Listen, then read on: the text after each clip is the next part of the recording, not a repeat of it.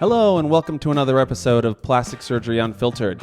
I'm your host, Dr. Armando Davila, joined by my co-host, Dr. David Turer. Hey, good morning. How are you doing today? Good. How was your holidays? It was good. I feel like we're knocking the cobwebs off a little bit. I know, It's first been a few episode weeks. of season 2. Yeah, that's right. Well, today, guys, we're talking about when treatment becomes injury, how to do less better. I wanted to just give a little primer to the audience about season 2 and kind of our focus on what the podcast is going to be about kind of moving forward. You know, I started the podcast because I have a lot to say, I guess, and this was the best medium I thought for saying it. But what I want this to be unfiltered about is really the nuts and bolts that is happening behind the curtain, so to speak, you know, like the Wizard of Oz. You guys have plenty of resources already to see how, you know, surgery is done, and Instagram videos of, like, you know, abdominoplasties and breast lifts, and we'll talk a little bit about that stuff. But the second thing that I really want to focus on is sort of the business and the back structure of how plastic surgery and really the aesthetic industry functions. And so there's a lot of lessons to be learned about the hospital systems, the healthcare industry, and then just aesthetic medicine and the economics behind it as a whole. And we're going to really dive into that, I think, a little bit more this season and make it the focus of the podcast in general. So today's topic is going to be, again, kind of something that people don't like to talk about, but something called iatrogenesis. Mm-hmm. And for the audience, right, iatrogenesis is the idea that we do something as physicians, and by doing so, there is harm that can be generated. And this is true all the time, because when you go to the drugstore and you get something, there's like a list of side effects, right? And so anytime you have a side effect from your treatment, that is considered like iatrogenic injury. And it doesn't have to be like dramatic. It could be like, I took a pill, I'm nauseous. Sure. That's technically iatrogenic injury. But it's another word for it is side effect. And there's a lot of things that we do in medicine that don't have a lot of strong evidence, and then we do it, and then it can create downstream problems. So I'm going to start with, I'm sure you saw this in residency and training, right? Like, what is a time you saw, like, a patient or a situation where you went to do something and you just saw this sort of cascade of problems, right? Where it's like we did something and then we had to do something to treat the something we did, and so on and so forth. I'm sure you've seen that. Oh yeah, before. I mean, there's a million examples that come to mind, but you know, I'm thinking back to my general surgery training, right? We did a lot of GI surgery, and so a lot of those patients would get antibiotics. Now, you know, it seems like those patients are probably more susceptible to this. But some of them would end up with things like C. diff infections, which is basically an overgrowth of certain bacteria in the bowel, which can lead to big time complications and can actually be fatal. And so, you know, basically using antibiotics, which in some cases were appropriate, and maybe some cases there was no evidence for doing it, led to that, which then required additional treatment, and some of those patients additional surgery, and some people would, you know, even go as far as die from that. Yeah, absolutely. I mean, and we're not immune to C. diff, right? So like, you know, in our patients, we give a very low level antibiotic to avoid these sort of problems. But sometimes patients need a higher level of antibiotic care for whatever reason. And it's very rare in our industry, but sometimes it does happen. And we have had patients who we upgrade into that level, or they're concerned about something, and so we upgrade them. And then we've had a patient who developed a C. diff infection, had to be hospitalized for it. You know, that was like 3-4 years ago. But it's certainly, you know, overdoing these things sometimes can cause problems. Right. My story is, has to do with plastic surgery. So in my residency training, one of the things that is very common is giving blood thinners, especially in academic or hospital-based settings. So, you know, when you get your plastic surgery at an academic institution, you'll generally go to the hospital, and in that hospital, there's other sick people. There's, you know, higher chances of hospital-acquired infections, and you'll generally end up in a hospital bed afterwards. Right. And that hospital bed is like a tiny hotel room where you don't move, you don't get up, you don't do stuff, and you're more prone to blood clots. Right? Sure. And so it is of the consensus of our society that at a certain level of risk, you should be thinning the blood of the patients during the operation and after the operation in some cases. And I remember that I had this doctor who loved to admit the patients overnight because the patients wanted to. There was no reason to. They just asked for it, and he would say, sure. Right. So that doctor also would give the highest level of blood thinners in the... What was that, like Lovenox or something? Yeah, they give Lovenox and heparin in our group because guess what? He was having blood clot problems for all the patients he admitted. So then, there's no coincidence that then he had the highest number of bleeding complications related to his surgeries. It makes sense. And so there was one time that one of the resident physicians treated a patient similarly to his protocol, right? He admitted the patient to the hospital. The patient got blood thinners. The patient then bled into their abdomen and then actually almost died because it wasn't sort of caught. And I was at the center of this because I was the intern on call. And, you know how you could avoid all this? Right. Don't admit the patient. Don't admit the patient. And don't give them the blood thinners. Don't give them the blood thinners. Yeah. But you have to if you admit the patient. So our patients will go, well, what do you mean? I'm not staying overnight at the hospital? No, you do not. You do not have to stay at the hospital. Well, yeah. I mean, the single biggest thing that leads to blood clots, to DVTs, is probably immobility. And so when someone's laying in a hospital bed with a Foley catheter in their bladder and the SCDs, the compression devices on their legs, and they have a call button and the nurses don't show up, what ends up happening? They just lay in bed for 12 or 24 hours. Yes. And then your rate of DVT is going to go up. Exactly. And so that's kind of the topic of this podcast, which is when less is more, right? Absolutely. And so one of the things that we've been working on here is a protocol to make less more, right? Absolutely. And I started on this journey when I got here about 5 years ago because I saw a huge problem. Most of the patients that had surgery with us would get often 60, 90 pills of oxycodone, often the higher strength oxycodone, 10 milligrams. Again, one of the most addictive substances that has been created in the last several decades by Big Pharma. And I said, this has to change. This is not normal, or it shouldn't be. It shouldn't be the standard of care. And so every year I started chipping away by adding what's called multimodal treatment, adding sort of over-the-counter or a combination of lesser things that work together to reduce that. And we went from 90 to 30 pills. Eventually we got to 14. We got down to 9. And 5 years later, we're now at basically zero. Pretty People close. Are taking For a lot of patients, it's close to zero. Close to zero narcotics. Okay. Yeah. And so that's a bit of the journey, and we've called this something. We've called this the NOVA protocol. Okay. And the NOVA protocol stands for Neuromodulated Outpatient Advanced Analgesia. Neuromodulated, basically. It sounds really cool. It is really cool.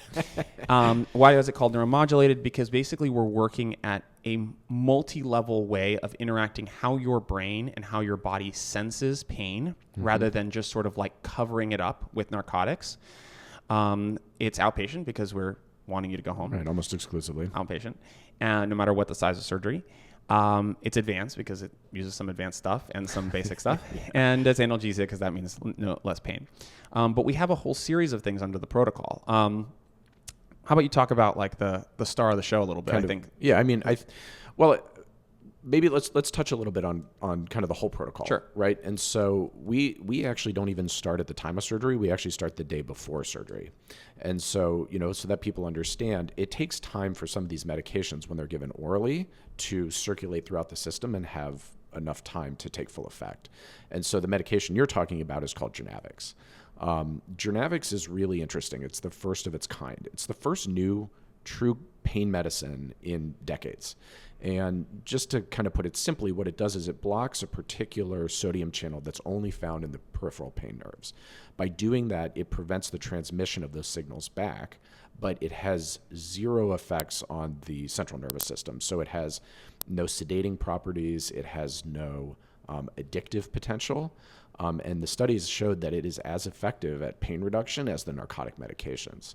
So the way that we use Journavx, in addition to several other meds, which we'll talk about in a minute, is we start the patients on it the night before with a loading dose.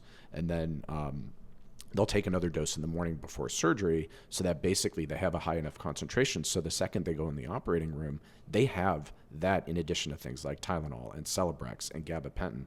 So you have 4 non-narcotic pain medicines on board. And the way I like to think about it is, let's say, in surgery, if you were going to have 10 out of 10 pain, maybe we give you Journavx and now you're at a 8 or 7 out of 10. And then we give you Tylenol and that brings you down 1. So now you're at a 6 out of 10. And then Celebrex is 1 or 2. So now you're at a 5 out of 10, and then so now without any narcotics at all, your baseline is like 4 out of 10. And the reality is there was a period of time where, and I think this came from the drug companies, was like, you should have no pain. That's ridiculous. Like, you're having surgery, you're going to have some discomfort, but it should be manageable. You should, like we say, you want to be able to complete your daily living activities. I mean, even the number system, if you watch some of the documentaries about Purdue Pharma, the numbering system was actually created by Purdue Pharma to sell narcotics, right? Yeah. And they actually went and lobbied AORN, the National Nurses Association, and then deployed these training programs that taught this 1 out of 9 or whatever scale, and then was basically like, when a patient is above a 3, you give a narcotic, right? Well, and then they also created this concept of staying ahead of the pain, which it's not a bad idea. It's not a bad idea. But it's not a good idea when you're using things that have really significant side effects. Yes. If you're using medications that have very few side effects, staying ahead of the pain is a brilliant idea. It's a brilliant idea. But it became this sort of thing where they basically just started saying, hey, you remember these were built into the digital EMR. Like, these were literally order sets, right? Where you would click post-operative pain protocol, and it would be like, if you're in a 1 through 3, you give Tylenol. 4 through 6, you give one pain pill. If you're at 7 through 9, you give 2 pain pills or a stronger IV pain pill. IV narcotics, exactly. Yeah, narcotic or breakthrough narcotics. And that was the default. It was just sort of programmed in, and you don't need any of it, right? Not for most people. Not for most people. And we'll talk about big pharma because there is a bit of an issue with Journavx, but let's go over some of the others. So we want to talk about Celebrex a little bit? Yeah, sure. I mean, so Celebrex is one of them. Celebrex is an anti-inflammatory. It's like Motrin, like ibuprofen, but it doesn't have any increased risk of bleeding. So that's quite effective. We use that. We use Tylenol. People are like, oh, Tylenol doesn't work for me. Well, it's because most people don't take Tylenol at a high enough dose. You have to take 1,000 milligrams for it to have a high enough concentration to be effective. So between Tylenol, Celebrex, and Journavx is typically our baseline for the for outpatient, sure. like what you use outside and after and surgery. And then gabapentin, which is again the earlier version of something called pregabalin, and it does have a little bit of central nervous system effects, but very light. And I like it because again, it just makes the nerves less, I call them like twitchy, less sensitized to pain signals. So you get this sort of like baseline calming of the nerve systems overall. That we really just use kind of before surgery because, it's been shown that even a single dose of that carries into the post-op period without, any of the side effects. So that works really nicely. And guys, like, I think one of the things that patients don't realize is when they get put to sleep, like, to get into like the medicine of it a little bit, right? You have analgesia, which is the A in Nova. Excuse me. And analgesia means, pain control, right? Now you have anesthesia, which is like the overarching term that is used for like the whole process. But reality, anesthesia has a very specific, it's a very specific set of medications, right? Yeah, it's like, and basically it's to prevent consciousness of it. But exactly. People don't totally understand that those two things are separate. Like you can be unconscious, but you're experiencing pain, which we see in the operating room is increased heart rate, increased blood pressure, and that needs to be treated. So that is where I think the magic of the protocol starts to come in. Exactly. And so, it's hard for people to understand, but the anesthesia is that gas or the propofol, the milky white substance that keeps you Michael asleep, Jackson, that keeps you asleep. Yeah. It makes you unconscious. Now, that unconsciousness does not remove pain, right? Your body is still experiencing that pain. It's still responding to that pain. And so then the anesthesiologist will sense that through, again, like you said, your heart rate, your blood pressure, other issues, and then give pain medicine during the surgery. And that has serious effects, right? So here's an interesting story that just happened yesterday. So one of the surgery centers we worked at just swapped out some of our anesthesia team. And I haven't still gotten able to train them on the full NOVA protocol, okay? And again, for information, we give these patients, we preload them with these medications. With my old anesthesia team or the anesthesia team that I worked with, the patients would get 0 additional narcotic during the operation, which means they wake up faster, they're ready to go, they're not in pain afterwards, and they don't have any nausea or any other stuff, right? And so that significantly reduces additional medication we need to give. Like, for example, we give this Emend medication because people go, well, I've had terrible nausea. Okay, we give that. But the reality is just treat it at the source. Just don't give as many narcotics. Exactly. Don't give all the problems. And many of the patients that are on the NOVA protocol get either very low dose or virtually no narcotics intraoperatively, even for longer operations. And so we have this new team, right? And I haven't fully trained them on the Nova, so they didn't get the additional little drugs during. So I checked the anesthesia chart yesterday, and my patients got 3 times as much narcotic. And in the PACU, they spent nearly twice as long in the recovery unit, just sort of sitting there asleep, and reported more levels of pain just at a single example of that. So right away I went to the team and I was like, hey, I need to train you guys on this protocol. Yeah. But it gets challenging. We're seeing pushback from big pharma. Well, this is where we're not totally sure what's happening behind the scenes, but we see the end result of it. And so a lot of our patients, in particular, Journavx is new. It's still on label, so it's relatively expensive, but there are things like coupons and ways to get it cheaper. But some of the patients, they show up at the pharmacies, and then the pharmacies don't want to give it to them, or they can't get it for an appropriate price. That's correct. That happened to me. And so, you guys have seen some of my posts where I had a small procedure in the office, again, to test the Nova protocol. I wanted to see how effective it was. And I went to the pharmacy to get my Journavx filled, and the pharmacy did everything in their power to basically deny me this medication. And I'm a physician, right? So I knew the words to say to them, and yet even with that, they did not want to give it to me. And ultimately I gave up after about 45 minutes, and I just paid cash price. Yep. And patients especially patients who come here may say, hey, I paid money for my surgery. This is sort of annoying that I have to pay this additional fee. But it is one of the linchpins of this protocol. Absolutely. And it is wildly important that people get it.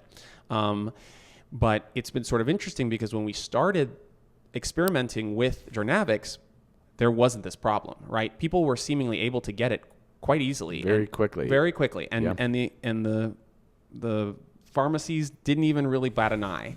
And now there's been more and more hype about using this medication, and now all of a sudden it's getting harder and harder to use.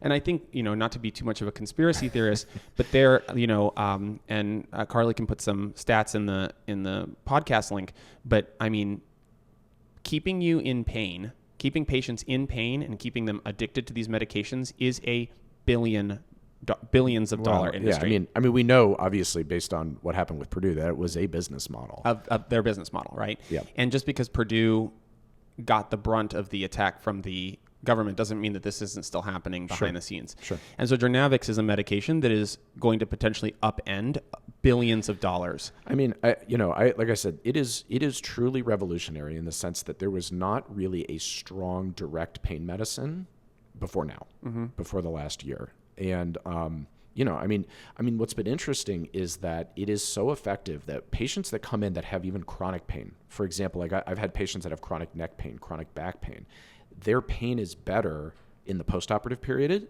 than it is at baseline. And they're like, this stuff is magic. Where can I get more of it? Yeah.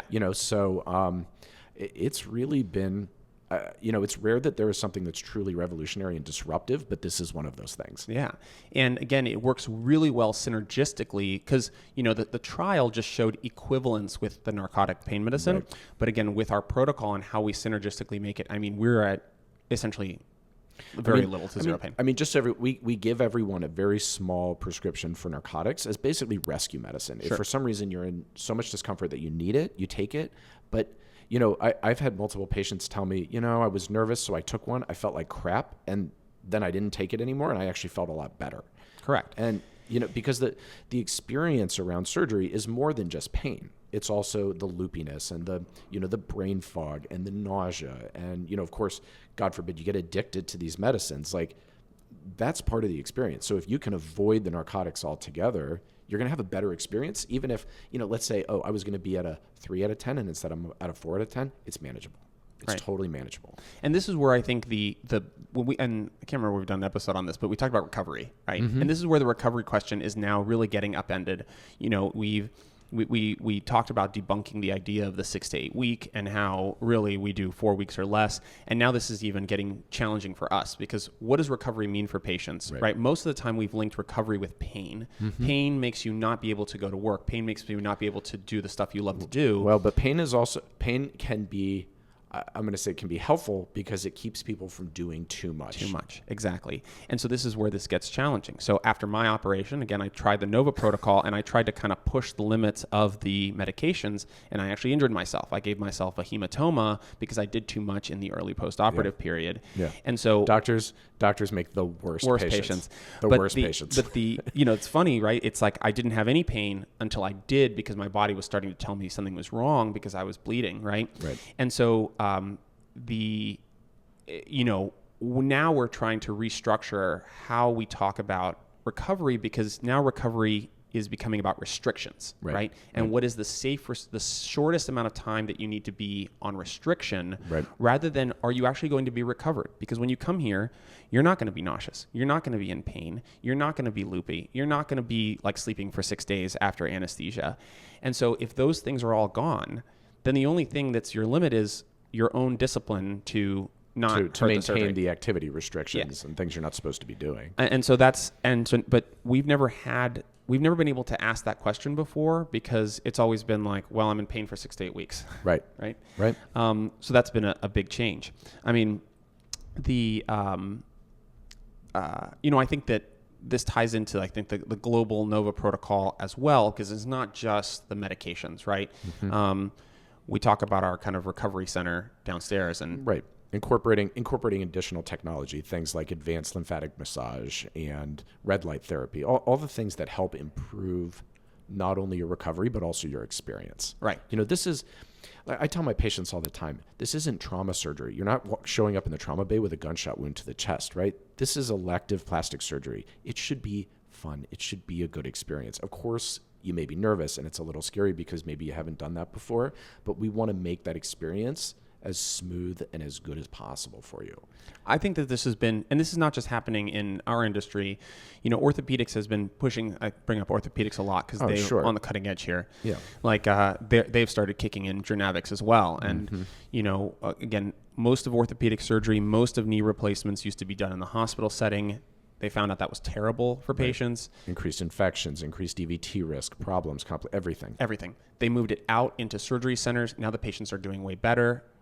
And now they've also done it so you can have less pain, which means you can do earlier therapy and better therapy because you can work through that pain. Well, I think, like the traditional thinking on things, even like activity restrictions, was restrict people as long as possible. And there's been some data. I mean, it's not, there isn't volumes and volumes about it yet, but it's coming, that early activity and decreased activity restrictions may actually end up with better outcomes. Exactly. And I think that this comes to my core philosophy that, again, less is more. So when you come here, let's say you have a very common thing that can happen after any time we make an incision is delayed healing, like a small opening or small wound. Mm-hmm. It's not like what people think of a dehiscence. A patient emailed me, dehiscence. No, it's not. The sutures haven't fallen apart. That's not what's going on. Right. It's just a little bit of superficial issues.